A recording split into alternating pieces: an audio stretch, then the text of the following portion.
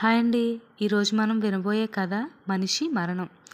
మనిషి చనిపోయాక ఏం జరుగుతుందో ఒక చిన్న కథ కింద విందాం. ఇక కథలోకి వెళదాం. నీ మరణం తర్వాత ఏం జరుగుతుందో చూడు.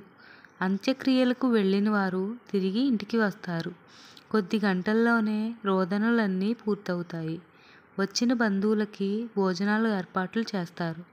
నీ ప్రాణ స్నేహితుడు పాడె కట్టడానికి ఉపయోగించిన చెత్త తన ఇంటి ముందు వేశారని విసుక్కుంటాడు.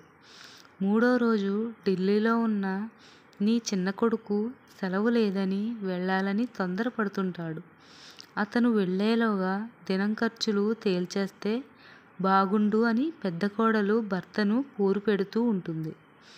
అందరూ ఉండగానే ఆస్తి పంపకాలు జరిగిపోతే బాగుండునని నీ పెద్ద కూతురు తొందరపడుతుంది. నీ కారు తనకు ఇస్తే బాగుంటుంది అని నీ చిన్న కూతురు ఆతృతగా అడుగుతూ ఉంటుంది. నీవు పోయిన సంగతి తెలియక నీ సెల్ ఫోన్కి వచ్చే కాల్స్ని పిల్లలు విసుక్కుంటూ రిసీవ్ చేసుకుంటారు. 11వ రోజున భోజనాలు పూర్తయ్యాక ఆస్తుల పంపకంలో మీ పిల్లలు దెబ్బలాడుకుని నీ భార్యని ఎవరి దగ్గర ఉండాలో తేల్చకుండానే కోపగించి వెళ్ళిపోతారు. నీ పెంపుడు కుక్క నువ్వు కనబడక తిండి తినక బక్కచిక్కిపోతుంది. మెల్లమెల్లగా నీ మరణం పాతబడిపోతుంది. నిన్ను క్రమక్రమంగా అందరూ మర్చిపోతారు. ఆస్తుల పంపకంలో వచ్చిన విభేదాల కారణంగా నీ సంవత్సరీకంకి అందరూ రారు. అందుకే బతికినంతకాలం గౌరవంగా బతుకు.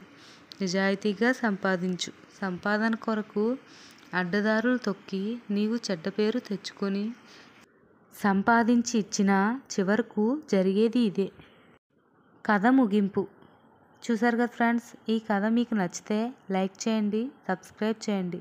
Thanks for watching.